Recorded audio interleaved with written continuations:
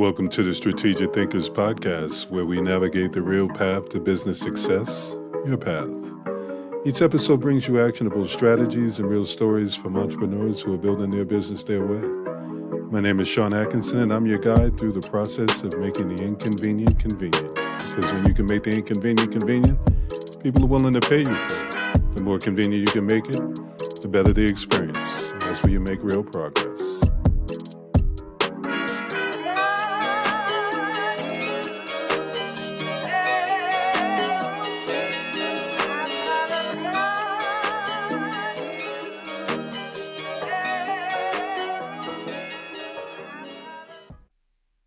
Welcome to the Strategic Thinkers Podcast, episode 2.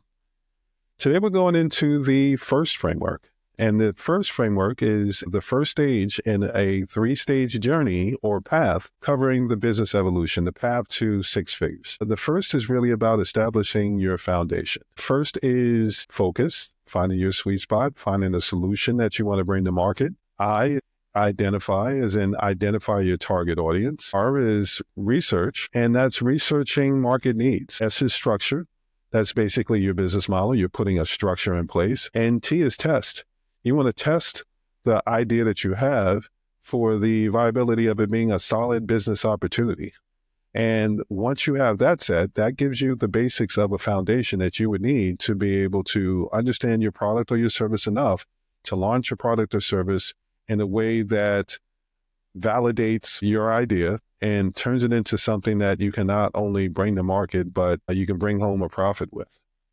So I'd like to be able to talk about the reasons why I created the F.I.R.S.T framework. One of the first reasons was for the efficiency of it. Everyone's starting point is unique. So by creating a foundation that covers the different stages that people may be at, it allows me to be able to say, well, here are some milestones. Which ones of these did you check off, and which ones did you skip? Because if I'm talking to a seasoned business and they're saying, well, I launched a product or service and it didn't really go that well, then I have checkpoints and milestones to be able to go back to and say, okay, when you started, did you check the market to make sure that there was a real need for the product? Or is this something where you had the business idea and you just assumed? So there are a lot of reasons to be able to do your due diligence when it comes to investigating the audience. Just because your friends and family say this is an idea that you should bring to market doesn't necessarily mean that there's an audience for it. Just because you have a great idea doesn't necessarily mean that it's a great business opportunity. A business idea is a raw version of a business opportunity. It's what it is before you're able to answer follow-up questions that prove its validity and sustainability. When we talk about research, we're looking at researching market needs. And market needs is really taking a look at how is this prioritized? What size is the audience? Is this a want? Is it a need? Is it a nice to have? Let's throw in a wild card. Is it a guilty pleasure? Now, you understand wants, you understand needs. Nice to haves are things where it's like, I'll take it if it's on sale. I could do without it, but I could also see the advantages of having it. But guilty pleasures, you really want to think about what you're bringing to market, because if what you're bringing to market is a guilty pleasure, then you're looking at something that is going to be harder to sell with word of mouth, and you're going to need to be the brand champion before you can get other people to really be able to stand behind what it is that you're doing. So first is about understanding the product that you're bringing to market, the service that you want to bring to market. It's understanding who the audience is. It's understanding the wants, the needs, the nice to haves, the guilty pleasures. Let's again look at the guilty pleasure. A guilty pleasure is something that most people aren't going to talk about until they know that you have that in common with them. Someone may hear you talking about a TV show or something like that. You like that too? Then all of a sudden they perk up. But without it, they're not just walking around telling people about it. It's not something where it's just readily available information. It's something that has to be pulled out of that person. So if you choose a path of a sale for a product or a service that is viewed not by you, but by the audience as a guilty pleasure, then you have to understand what that sales process is going to look like. When I talk about F.I.R.S.T, I'm talking about thinking through what product or service that you want to be able to bring to market and what the perception of that's going to be. And then we're really looking at 2 different things. We're looking at the business journey, and then we're looking at the customer journey. When we talk about the business journey, we're talking about you really being able to identify What am I bringing to market? Is it a preventative measure? We've talked about preventative measures and reactionary solutions, but let's recap. A preventative measure is avoidance. How do I help you avoid this problem, challenge, or struggle that you could run into if you don't do this thing? You're on that path, but if you don't have someone to guide you or give you a detour to get you off of that path, then these are the things that you can expect to happen. And that is going to be a longer sales process, and it is a process that also requires a bit more educating and hand-holding, because you're trying to take what's in your head and you're trying to caution someone about it and get them to be able to see it and take it as something that's important as the way that you see it. So if you can wrap your mind around that, when you're thinking about selling something, let's look at the healthcare industry. How often are they selling something that is a preventative measure? And with the preventative measure, there's a level of scare tactic that comes with it. Oh, if you don't do this, this could happen. And it's not something that is glorified, but it is something that ends up being necessary. But there are better ways to be able to go about doing it than scare tactics, where you're really just trying to gaslight someone into thinking that they need what you have. And you can be informed enough about it to be able to give people predictive stories, things to look out for. So when they see those signs, they're able to say, man, like, you warned me this could happen. And they may not come to be a customer after the first warning, the first sign, the second sign. Sometimes it could be 3, 4, 5. We talked about 7 touch points before someone is willing to invest. It could be those 7 times. It could be that you told someone, here's all the things that you need to look out for. And the first few, they blew off. But by the time they got to 5, 6, and 7, they were like, okay, yeah, no, I probably need to take this more seriously. That is one path on your business journey. The other would be reactionary solutions. And let's just drill that down into addressing challenges. We go from avoidance with preventative measures to addressing the challenge. We try to tell you what's going to happen. Now it's happened. Now it's a problem. Now what are you going to do about it? And that is more transactional. At that point, you're not necessarily trying to get someone to prioritize it or take it seriously. They've already identified it as a problem, challenge, or struggle that needs to be addressed. And then it's really just a matter of making sure that your solution delivers on the expectations of, I want this thing to stop happening. I want to remove myself from these kind of situations. I don't like what happened. I don't ever want to deal with this again. Those are the things that make it more transactional. Those are the things where you have to meet their expectations. I say transactional as in, there's a problem, you're promising a solution. What they're investing in and what they're paying you for is for you to make that go away. That is transactional. That is give and take. So you want to think about your personality. I talked about the 3 types of entrepreneurs: the assimilator, the innovator, and the disruptor. The assimilator is going into an existing market, and they're basically slicing out a piece of the market that already exists for themselves. They're doing the same thing. They're just doing it slightly different. They're doing the same thing, but their brand messaging might be a little different because they're basing it on their firsthand experience, where the other company is basing it on their firsthand experience or their secondhand experience. When we think about the reasons that people start a business, there are 3 basic reasons people start a business. 1, they had a great experience that they want other people to enjoy. 2, they had a bad experience and they want to help other people avoid it. And 3, they have secondhand experience and they know the solution, they know the problem. They just haven't dealt with it directly themselves, but they've seen it enough to know how to be able to identify the problem, challenge, struggle, and be able to deliver on a solution consistently enough that they don't have to have that firsthand experience. They've just seen it enough to be able to say, here's what you're looking at. Here's how you be able to deal with it. When you're thinking about those 2 different paths, when you can identify that going into it, when you can be intentional going down that path, when you select going back to first and thinking of the problem that you solve, that focus that you're going to put your mind to, this is where you're making that choice. So if you decide that you're going to choose a preventative measure, if you're choosing an avoidance tactic, then you're choosing the obstacles, the challenges, the risks, and the benefits that come along with that. So for someone that's been through it enough times, it becomes easier to be able to give that predictive story or that cautionary tale to say, okay, so that's the path you're on. That's a problem. And you haven't chosen to acknowledge that this is going to be something that's going to be a problem.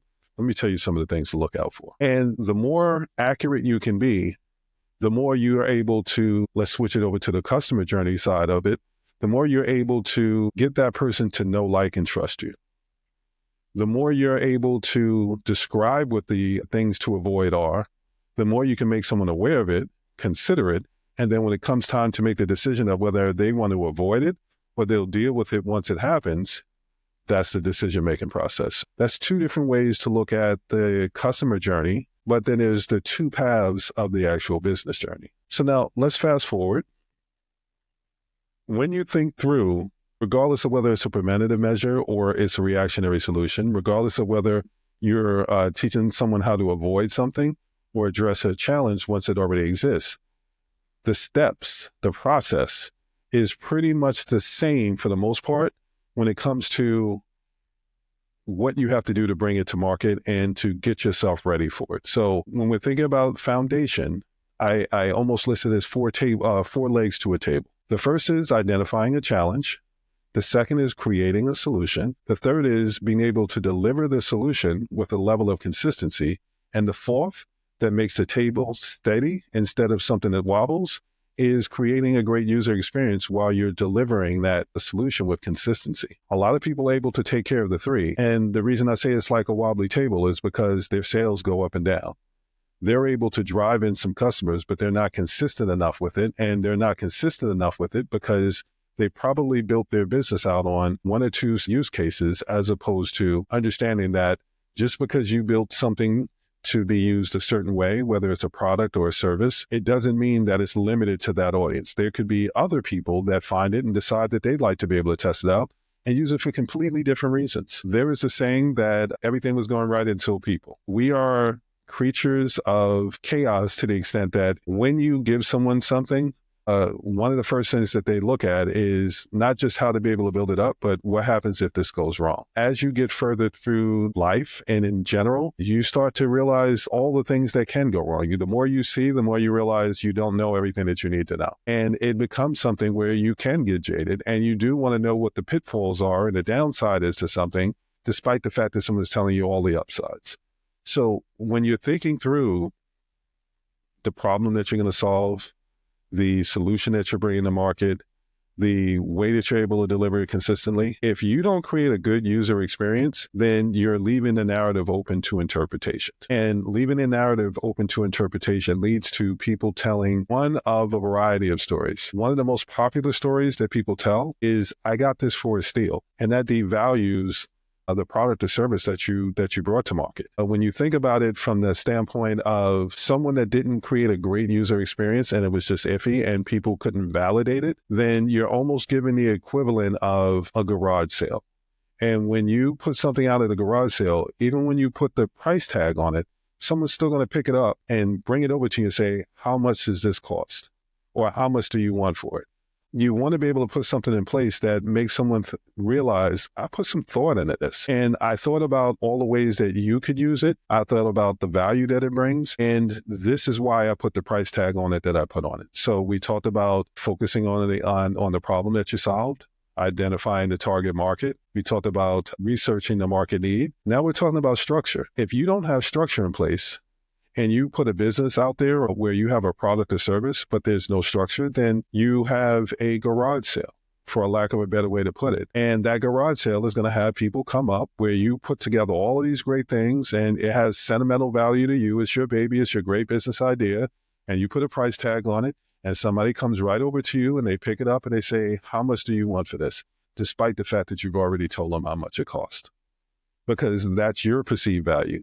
What they're looking at is, I looked at it and that price couldn't be right. My value for this is I should be able to haggle on this.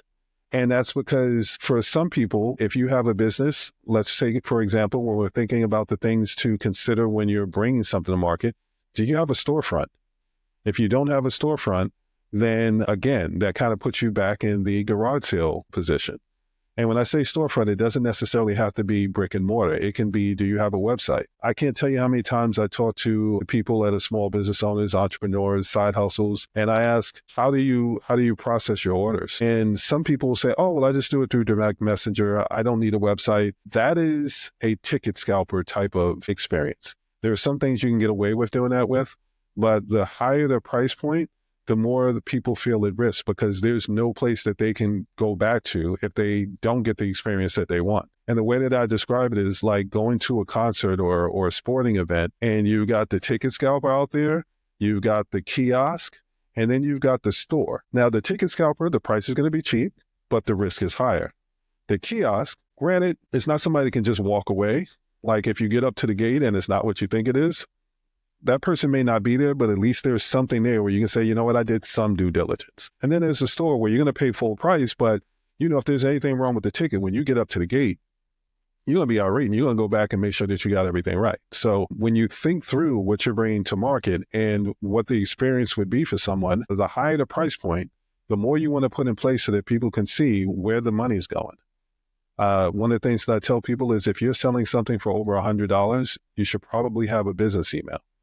Because if you're still rocking the Gmail and you're charging someone $200, $300 for something, I'm going to look at, well, I know the money's not going to your business account because if that was the case, it's basically $20 a month in most cases for a business email. You tell me you couldn't peel off $20 out of all the different customers that you have to give me an email address that makes me feel like when I see it, I can trust sending something to it and expect to be able to get a response. These are the things that you want to be able to think through when you're thinking about structure. You want to be able to think about the perception of what it is that you're bringing to market. You want to think about how it's going to be perceived. The perception of what it looks like is going to determine how people value it. But when you're taking something to market and you're thinking about what it is that you want them to pay for it, or how many times you want them to be able to pay for it, then you have to be able to have some kind of structure in place. And by that, I mean, are you selling something that can only be bought once? Or are you selling something where you can have repeat customers? Because if you're selling something where the time in between when someone buys it and the next time they may need it again is too far apart, then that means that you have to have more people to be able to have a sustainable business. I'll give you an example. There was a car battery that came out years ago. This has to be easily 20 years now. And it was a battery that had two sides to it. So while one side was running, the other side was charging. If one side the battery died, you could just flip the switch and then the other side would pick up and that side was already charged. It was a great business idea, but it didn't have a good business model because that was something that people technically only needed to buy once and it would be years before they needed to buy another one. So that meant that they needed to have so many people constantly going into their sales funnel that they were able to sustain. Needless to say, the business sold a lot of products, but then they ended up taking it off the market because they made a product that was too good in the sense that people didn't need to buy it again. They couldn't get repeat customers in the frequency that they needed to be a sustainable business. So that is one of the things that you have to be able to think about. You have to think about not just the business idea and getting someone to buy from you once, but thinking about what happens after that transaction and getting people to purchase from you again. One of the things that I was talking about with someone online and on LinkedIn was the misstep that I think a lot of people make is only focusing on the first sale.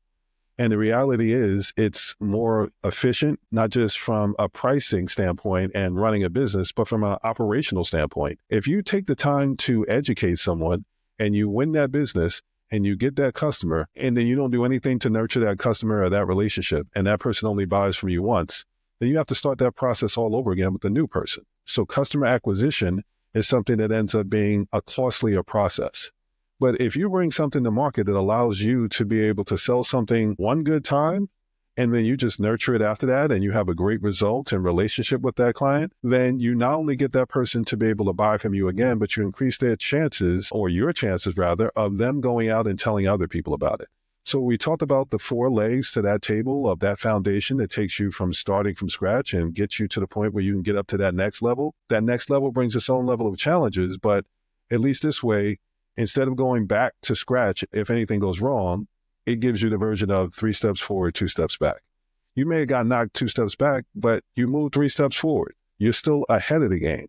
So what we're trying to do is put a foundation in place that allows you to be able to do what you need to do to get everything set. And then absolutely, you go back and you reevaluate. This is not me saying that you do something once and it's a set and forget a thing. This is me giving you the ingredients to something that, as long as you continue to go back and look at it and you reevaluate and you assess it periodically, you're in a position to make sure that you not only make sure that what you have is stable, but it will help you identify new opportunities. And one of the things that I try to express to people is sometimes you don't have to come up with a new business idea or a new product or service. Sometimes the new product or service is within the idea that you already came up with.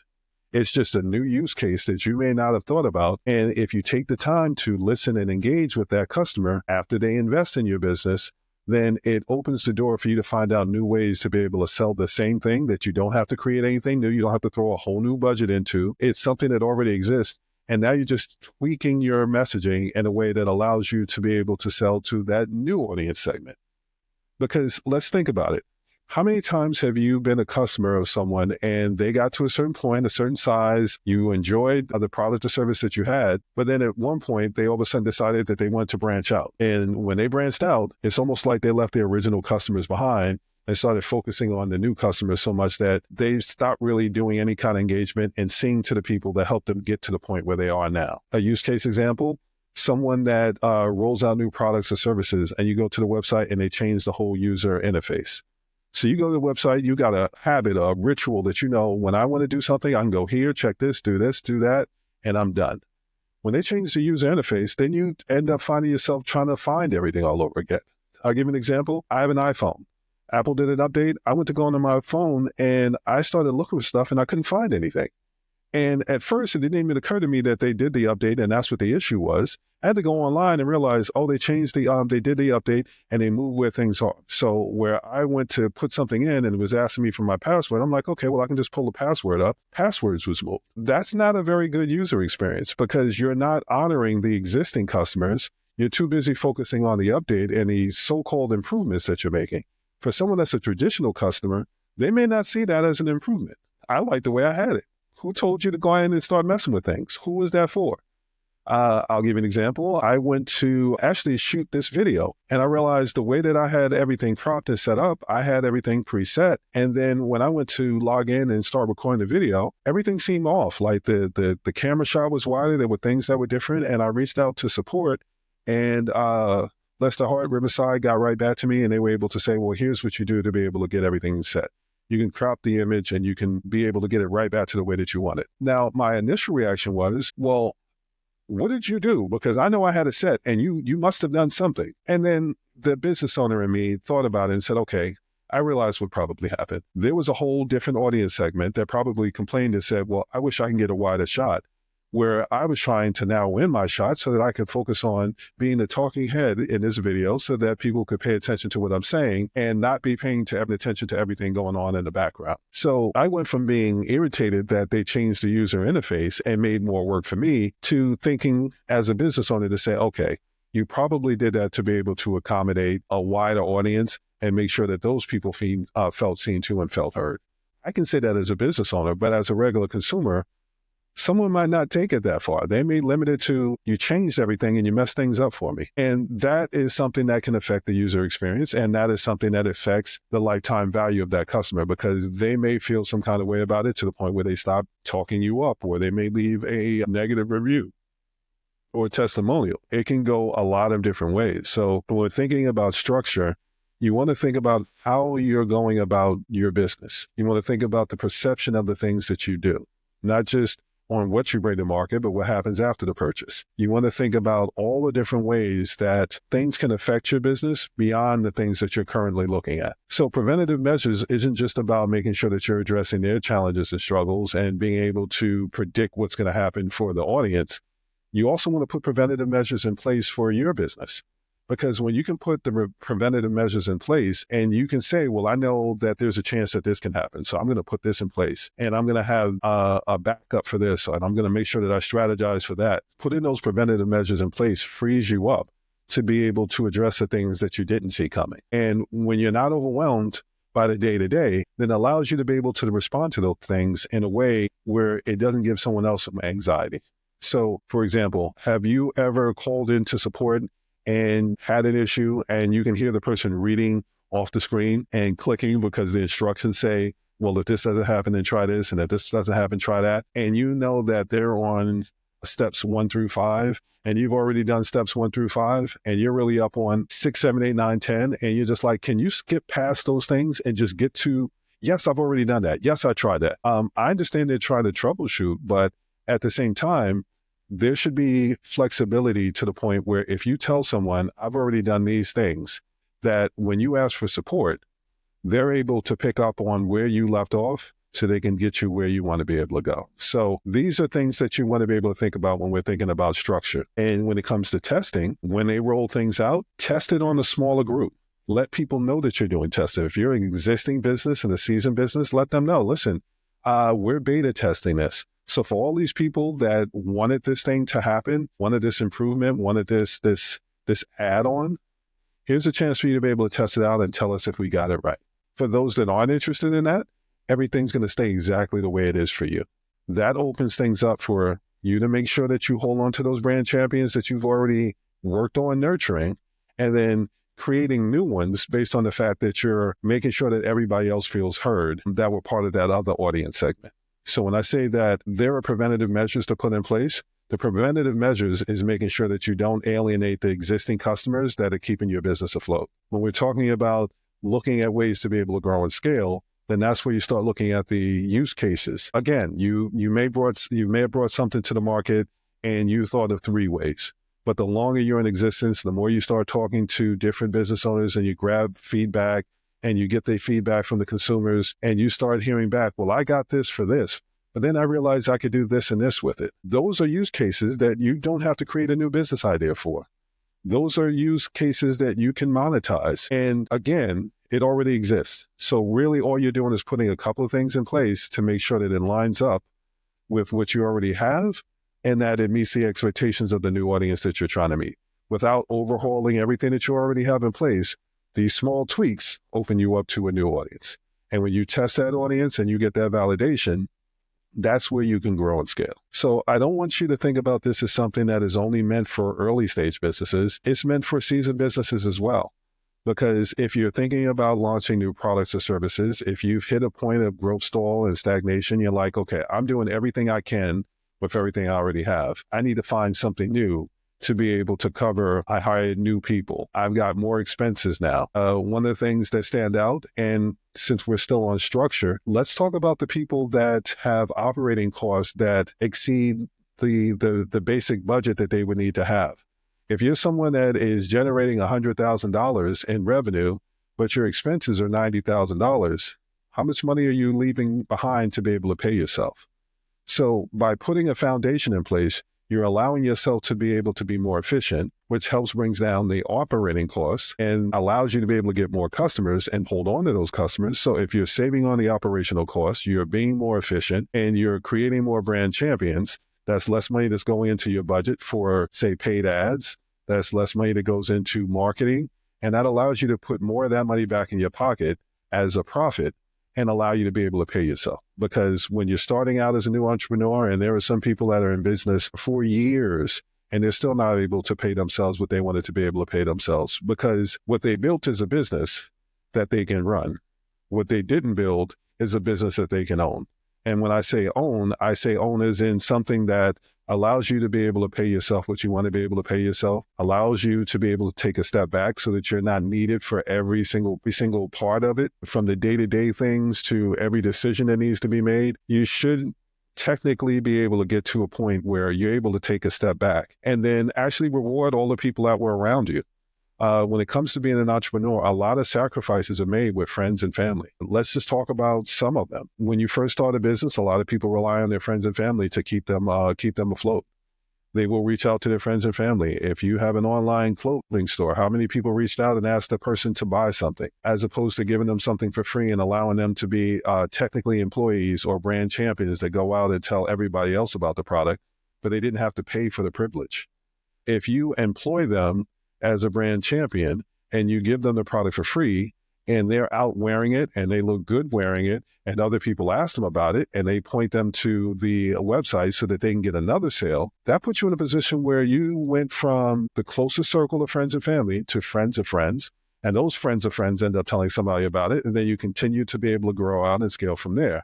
You don't want to just put together a business idea. The transition from a business idea to a business opportunity to a profitable business is putting things in place that allow you to be able to meet the challenges of every level. So if you are someone that starts out and you're relying heavily on friends and family, there are times where you may put so much time into the new business that you don't get to go to the recital. You don't get to spend times with your friends and things like that, but you're still asking all of these things from them.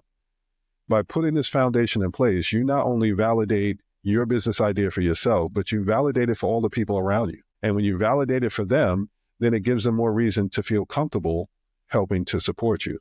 So there are people that may have a bunch of people around them and they don't really get a lot of support. I'm not someone that likes asking for help. So even when there are people that may want to be able to help me, my mindset is almost, if I get help from somebody, I feel like I need to pay them back twice as much as they gave me, because I appreciate it so much that they stopped what they were doing to make sure that I was able to get done what I needed to get done. It's not just a give and take. It's a I took. So I want to make sure that I give you back enough. So if I ever need you again, it's not something where I was an inconvenience. I was someone that showed a level of gratitude that made it worthwhile. So for me, I definitely needed a foundation in place. If you're not someone that likes asking for help, then you need to be able to help yourself. What's the saying when you get on the airplane? They say, put your mask on first before you start trying to help everybody else. Put your mask on first. So then this way you're in a position to be able to see to everyone else. And when you validate your idea and you put a solid business structure in place and you test it, and you get that validation, then you can turn around and be able to show to all the doubters and all the people that weren't quite sure if what you came up with was going to work. You can say, listen, I checked on what problem I could solve. I investigated the audience. I know it's a large enough audience so that I can sell it to enough people and get enough new customers to make it worthwhile. I researched the market needs so that I can understand what the customer journey is. I built my business model around that customer journey, knowing that preventative measures may be a longer sales cycle. I looked at the type of entrepreneur that I am. I am someone that, if I'm being honest, as much as I would love to say I'm an assimilator and I look to fit in, I'm an introvert and I love to stand out. But I love to stand off to the side, observe, take what I observed, and then put it into play and say, okay, here's all the things that I was paying attention to while everybody else was doing what they were doing. I was reading the room. So I found this challenge. I found this use case. I did this. I did this. I did this. And that's the value I look to bring into to the market. So for me, as a disruptor, I'm saying, yes, there's a regular way to be able to do it, but have you ever considered this way? And I'm disrupting the way that the status quo, the way that people are used to doing certain things. I'm breaking habits and teaching new ones, replacing bad habits and replacing them with something that better suits what they're doing, better suits what their goal is, better suits what their definition of success is. That comes with its own set of challenges. Being a disruptor means that you not only have to introduce an idea to an audience and convince them that what you're talking about is meaningful, but then you also have to worry about the competitors that are already out there that don't want you to succeed. Because if you succeed, then that means that they have to change doing things the way that they do it. And if it costs a certain amount of money to be able to keep things the way that they are, imagine how much it costs for them to have to figure out how to be able to do things the way that you're doing it because you introduced a new, better way. So they don't want to necessarily see you succeed. So that is, to an extent, the reason why I spoke to the difference between supply and demand and supply. You will hear large companies and gurus that have made a certain amount of money continue to preach supply and demand because they don't want small business owners to pay attention to the demand and supply side of things. Supply and demand is saying, I've got enough budget and enough patience to be able to introduce an idea and wait for it to catch on. Demand and supply is saying, I'm listening to what the audience and everybody is saying that they need, and I'm addressing that prioritized want, need, guilty pleasure, and that nice to have. And I'm making sure that I'm able to do that because I need the shorter sales process. I don't want to take as much risk, and I don't have the budget to wait for people to figure it out. So you don't actually have to start off as the supply and demand. You can go with demand and supply, build up your business, build up your authority, build up your credibility. And then when you bring something to market, you can afford to have the patience and you'll have the budget so that you can pay out of your profits to be able to slowly introduce people to things. And you can start earlier in the customer journey and then bring them all the way through to the decision-making process and beyond. So when I say demand and supply, I'm talking really about small business owners launching new products and services working their way up to being able to pay themselves, because some of the milestones that you're going to be thinking about as a new business or an early stage business is the first thing that you want to be able to do is you want to start breaking even with your business plan. Your business model and your cost of doing business is going to cost a certain amount of money. You want to be able to generate enough revenue that it covers that. So then you break even. That puts you to the point where you're breaking even. Then the next thing is getting in the black. And getting in the black is just another way of saying, if it costs me $1,000 to be able to run my business, I'm generating 1,001. That means that you're not owing anybody any money. You're not just breaking even. Now you're starting to get to the point where you're a little bit more profitable. You're making more than the cost of doing business. And then the next stage from that is you want to start figuring out how to be able to pay yourself. So when you're thinking about how much you want to be able to pay yourself, for the people that have side hustles, what you're really trying to figure out is, how do I take a business idea, turn it into a business opportunity, and transition that business opportunity into a profitable business that allows me to be able to match the salary that I'm making. So I'll give you an example. When I started my business, I knew that I was generating six figures working for people. So in order for me to be able to start my business and consider it to be truly a profitable business and a successful business, then one of my goals and one of my definition of success was to be able to match the salary I was making on the corporate side. So it's something that you really want to be able to think about when it comes to structure. When you're thinking about your pricing and you're saying, okay, well, the market says that I could charge this. Okay. Is charging that much? Is that price point going to allow you to be able to cover your operating costs? Is it going to allow you to be able to pay yourself what you want to be able to pay? If not, then you have to do the math. You have to be able to say, okay, well, if I know that I want to be able to make $100,000 a year, let's just use that as a random number as the starting point. If you know you want to pay yourself $100,000, then you need to know how much it's going to cost to run the business. And then you need to figure out how many customers it's going to take to be able to break even. And then figure out what that gap is in between to be able to get you to that 100,000 in profit. Because that 100,000 in profit is on top of the revenue that you need to generate to be able to keep the business running. So at that point, you're saying, okay, if I sell something for $1,000 and I want to be able to generate $100,000, how many people or how many products or services do you need to sell to be able to hit the break-even point, to get to the black, and then start generating enough money where you can pull back what's left over to be able to meet that $100,000? Those are the types of things that banks are looking at. So they're not just giving money to someone that can generate revenue. They want to make sure that you can make enough money to pay them back. So I'll give you an example. I was talking with an interior designer, and she booked a consultation, and she said, I want to look into being able to get funding. And one of the things that I did was I asked follow-up questions about her business model. Now, on the surface, she said, I'm here. Like my business is up and running. I've got a few customers. Now I'm just trying to get to a certain level of consistency. My follow-up questions led me to be able to see that she wasn't actually where she thought she was. She was actually earlier stage because there were holes in her business model. There weren't things that allowed her to be able to speak to the level of revenue that she was going to generate and the level of profits that she was going to be able to generate so that she could actually pay the bank back if they gave her funding. So it's something that makes you more of a risk. So entrepreneurship comes with risk all on their own. When you're asking someone to see your business idea as a business opportunity, what you're really asking them to do is to invest in something that they know they're going to get paid back on. And if your business model doesn't speak to you being able to generate enough money to not only keep the lights on, but to be able to pay them back, then you're in a situation where you're going to have a tough time being able to get that loan.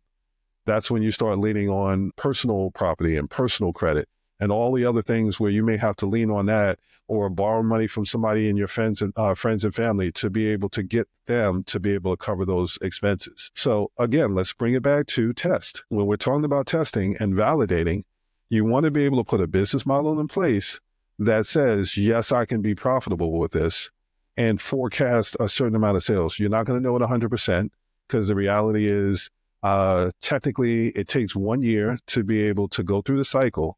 And then in the second year, you start to look for consistencies. Last February, I generated this much. This February, I generated this much. now have an idea of how much money I generate in February, and so on. It takes time to really be able to understand how much revenue that you're generating and how much profit you can expect to make. Beyond that, if you don't do those tests, the tests are your dry runs to be able to say, well, when I launched this and I launched it to 20 people, out of the 20 people, I was able to retain 5. That means if I expand that number from 20 to 100, then there's a certain percentage of people that I think that I'd be able to hold on to. If I charge them this much and I'm able to get that level of people, then I expect to be able to generate this much revenue. That is a different conversation than, well, I've had a few clients and I was able to get this one to pay me this much and I was able to get this one to pay me that much. If one person paid you $1,000 and another person paid you $5,000 and you can't show how you're able to get more of the 1,000 or more of the 5,000, then neither one of them really bring credibility. Yes, you got paid and yes, you were able to put something out there, but you can't show the consistency in it. And that makes you a risk. So test is important because tests validate the business model. Tests validate your business idea. Tests validate that you have a real opportunity to be able to hit whatever your definition of success is. So the FIRST framework isn't just about launching a new product or service. The FIRST framework is about understanding your audience, understanding how they view what it is that you want to bring to market, understanding how much of a sense of urgency that they have in making that purchase. And is it something that they will buy from you once and they may never buy again? Are you renting an audience where you're educating them, you're getting them all built up, and now they understand the whole challenge and problem that you solve, but your business model is only set up where you can get them to buy from you once? Then you are technically training someone on on the importance of a situation, and then lining them up and queuing them up for the next person to come in, take them from you, because that person may have thought more about their customer experience, their user experience, and you took the time to educate the person. So now they realize the importance of it. But because you didn't think about what happens after the sale, you were only able to get that person once. And then the next person comes in and is able to take that person away from you. And we've already covered, it is more cost efficient. It is more operationally efficient to be able to have retention, which is another way of saying I sold the customer and I was able to keep that customer and have that customer continue to come back. So you can't just build a business model around being able to sell to someone once. You want to think about, how am I going to get that person to buy from me again? Now, it's a little tricky when it comes to things like coaching, because if someone has a problem and you solve that problem, then technically they may not need you again. And one of the things that I realize is a problem in the community is people will stretch out solving the problem because they don't want to lose the money. I will tell you how I do things differently. I'm not going to say what they're doing is wrong. I don't necessarily agree with it, but the way that I chose to deal with it as someone that is also consumer minded is we're going to choose challenges and struggles. We're going to put some milestones in place and we're going to address those specific challenges. And once we finish those challenges, then we can always move on to the next challenge. But if you don't want to move on to the next challenge, that's okay, because my business model is structured in a way where if you choose not to be able to continue with the coaching, then there's other opportunities for us to work together. And if you truly go someplace else, then I've already been spending that time creating enough of an audience where if you leave, I have someone else that can fill that spot. So it's important to not just think about what you're bringing to market. It's important not just to think about what kind of revenue you can generate. It's important not just to make sure that you have a large enough audience where you can sell to people. And if you sell to 20, if you get 5, you're still doing good. You also want to think about those repeat customers, because I'm going to say it's 5 to 7 times more when it comes to customer acquisition than it is retention. You will spend 5 to 7 times more getting a new customer than you will holding on to the customer that you have. So don't just build a business model around getting a customer. Also bake in how to be able to hold on to that customer. And that is FIRST. Now, I can also give you an idea as to why I created the FIRST framework. There are definitely some reasons behind it. Operational efficiency is at the top of the list. I needed to be able to create something that allowed me to be able to speak to people at different stages and do a quick enough assessment, because sometimes if I get on the consultation call and it's a half an hour, I need to know what questions to ask to get to the root of what the actual problem or challenge is. If I'm talking to someone and I ask them about what kind of research do they do on the problem that they solve, how much did they investigate the audience that they were looking for? Are they selling a want, need, nice to have, or a guilty pleasure? What kind of structure do you have in place? Are you set up to be able to make sure that you get reoccurring customers? How long is your sales process? What kind of testing did you do? If I get to certain stages and certain checkpoints and they're not able to answer those questions, then that gives me a starting point of, okay, well, we need to take a closer look at that. We can rule out other things and start looking at the things where there are some holes that we need to be able to fill. So that was one of the reasons that I started. Another reason is the more you see a process and the more you get used to seeing how it plays out, the less anxiety, shock, and awe is attached to it. So it gets harder to truly relate to someone that's starting from scratch when you've been through the process so many times. So I wanted to create something that reminded me of what it's like to start from scratch, because it can also be triggering when I'm really, really calm in a situation and someone's freaking out. I realize it can go one of two ways. Either they appreciate the fact that I'm calm and they're like, the only reason you could be that calm is if you've seen it before. So if you're telling me that I'm okay, then I'm okay. But then there's the whole other population that's like, clearly you don't understand my situation, because if you understood my situation, you'd be as crazy as I am right now. You'd be freaked out as I am right now. And one of the reasons I started with the origin story is the first episode is to help people understand I got a really early start. So I've been looking at some of these things for 4 decades. I started looking at building brands and some of the things that go into it and the preventative measures that had to be put in place when I was like 7, 8 years old.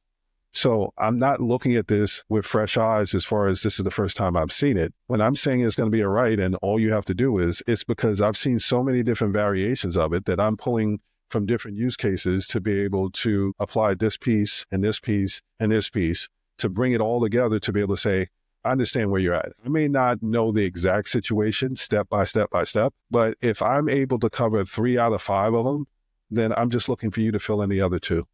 And F.I.R.S.T allows me to be able to do that. I would say one of the other reasons that I did it is because when you're doing business assessments require you to be able to look with a realistic eye. And when you're talking about something that people are passionate about and excited about, you don't want to be the one that's pouring cold water on an idea, because different people are going to have different reactions. That interior designer that I mentioned, I think I triggered the poor woman by highlighting the fact that she thought she was here, but she was actually here based on the fact that her business model didn't necessarily line up with her aspirations. So I ended up getting an email that wasn't the nicest email. And my thing is, I didn't really do anything wrong. I'm assuming that like you're upset, but you're not necessarily upset with me. You're upset with the situation. And it is something that it makes it easier for me to be able to work with early stage businesses and people that are in a position of angst and anxiety and overwhelm. And when I'm calm in those situations, I have something that I can point them to and say, okay, why don't you check out this podcast? And this walks you through these actual steps. And then once you see that, then you'll have a chance to process it. And then let's hop on a call and talk about it. But this way it's not live and I'm not getting a live reaction of someone feeling salty because I said something that didn't necessarily align with what they wanted. Because if we're being honest, some people will ask you your opinion, but what they really want is for you to parrot back their business idea and say, yeah, no, you got it. And if I'm being honest, I'm not here to take people's money just to take it. I'm a solution-oriented person. So if I can't see that I can deliver the solution, then it's not necessarily a good use of my time. And as someone that's getting a little bit older and has less time than more time, I'm very mindful of my time and how I use it. So one of the ways to be able to counter that is to create a framework that I can point people to. And now I don't have to get emails or bad reactions when I tell someone something that they may not want to hear.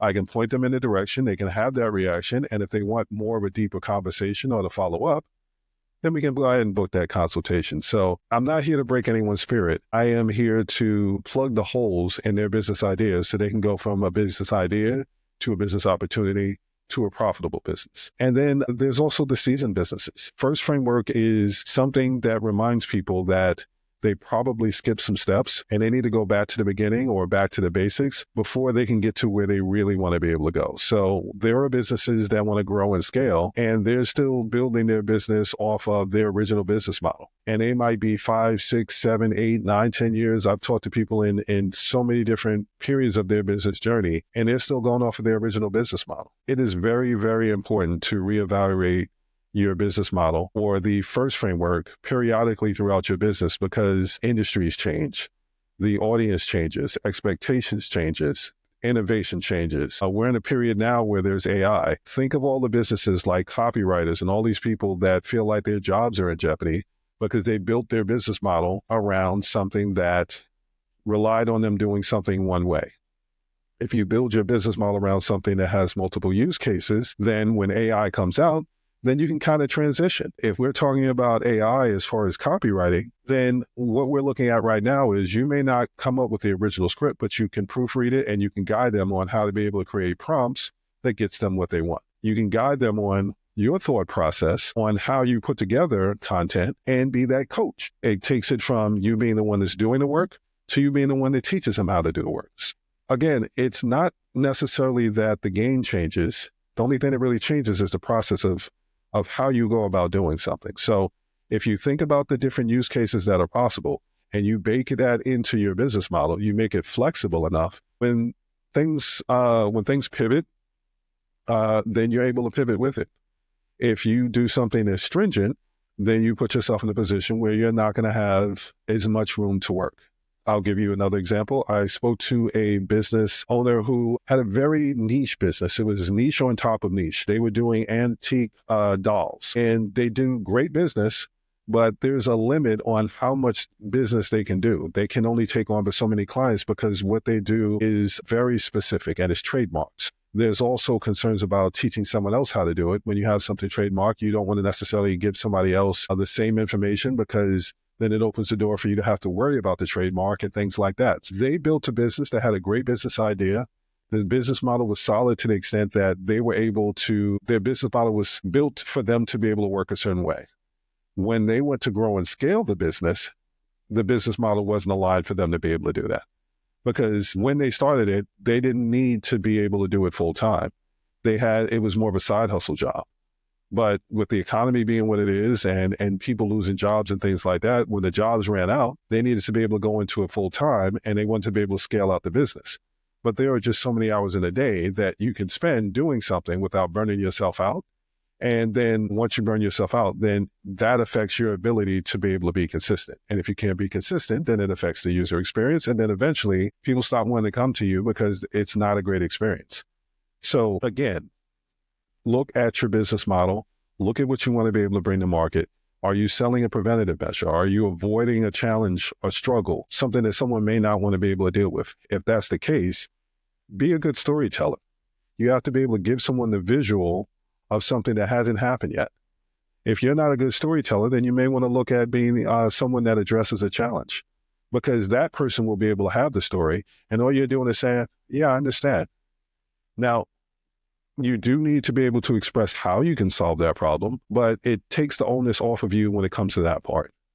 So think through your business process, think through your business idea. Use FIRST, not just for early stage businesses, but seasoned businesses. It's like that business with doing the antique dolls.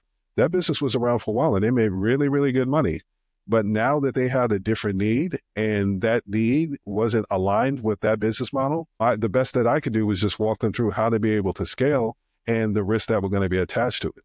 The risk of, okay, well, you're going to have to train somebody, but you need to find someone that you trust enough to be able to train them on how to be able to do what you do so that you can meet the volume of orders that you're getting without worrying about somebody running off with part of your business and stealing customers. That created a whole different level of challenges for that person.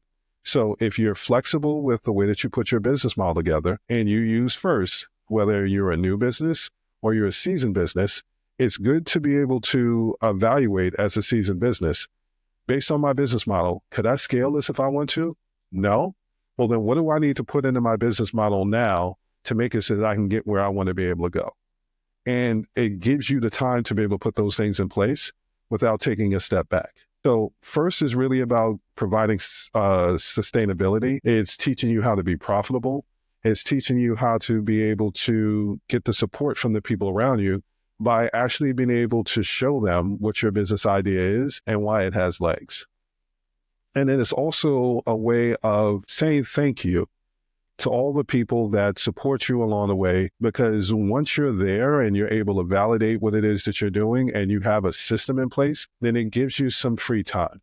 And that bandwidth can either go into troubleshooting some of the new things that could come up, but you can also find time to schedule in, hang out with some of the friends that you weren't able to hang out with, going to the recitals, spending more time with the kids and the family, rewarding that spouse, that better half that put up with all the times where you said that you couldn't do something, or put the responsibility on them of taking things from your to-do list and putting it on their to-do list because you were focused on the business and you needed them to take care of all the things on the personal side of life. So take this first, put this in place, free up some of that time, and take a vacation with them. Go someplace, go do something that they've always wanted to be able to do that you just didn't have time to, or you maybe didn't have the money to. Now you'll have the profits and you'll have the time, and done well, you can still generate that money while you're on that vacation. I can't tell you how good it feels to be on vacation, have my phone go off and hit that little ding, and I realized that was money.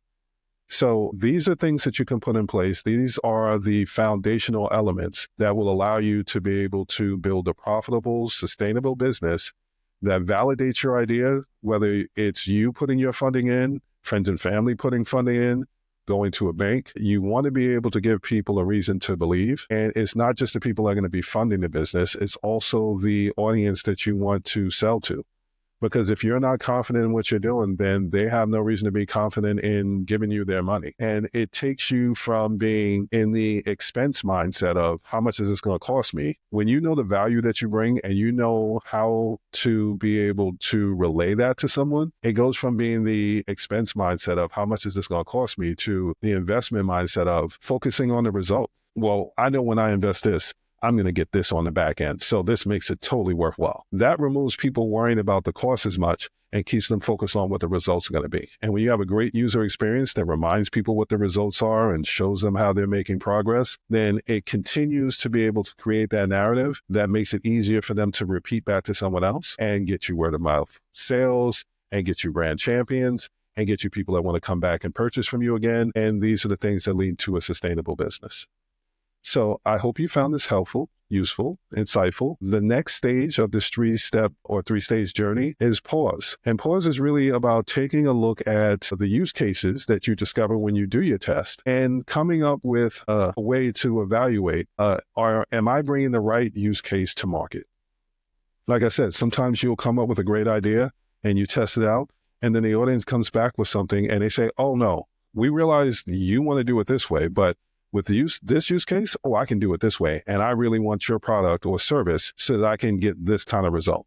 So pause is assessment based. So it's looking at the potential assessment of the product or service that you want to launch, the use case. It's assessing your timing of it. Is this the right time to roll this out? Or is there another use case that I could bring to market, generate some money, and then use that money, that profit, to put towards financing the idea and the strategy that I want to put in place. The U is understanding your market. You have to understand what you can bring to market and how it's going to be perceived, because if they're saying they want one thing and you give them something else, then you're not only not listening to what they say and making them feel like they don't matter or they're not being prioritized, you're putting yourself in a position where you're lengthening the sales process. Because then you actually have to take that time to convince them that they were wrong and you were right, or some version of. The S in pause is strengthening your foundations. And it's making sure that if you've got use cases that you want to be able to bring to market, that you think through the follow-up questions, the frequently asked questions, the obstacles that you may run into. Again, if you choose a path,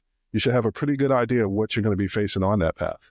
And strengthening your foundation allows you to be able to address the known, so that you have time to be able to address the unknown as they come up. And then the final stage is execute when ready. So once you've done all of that, once you've done your first and you've evaluated the use cases, you pause, you make sure that you have the right use case, that you have the right product that you're bringing to market, you've assessed everything to make sure that your foundation is strong enough to back up that idea, then you execute.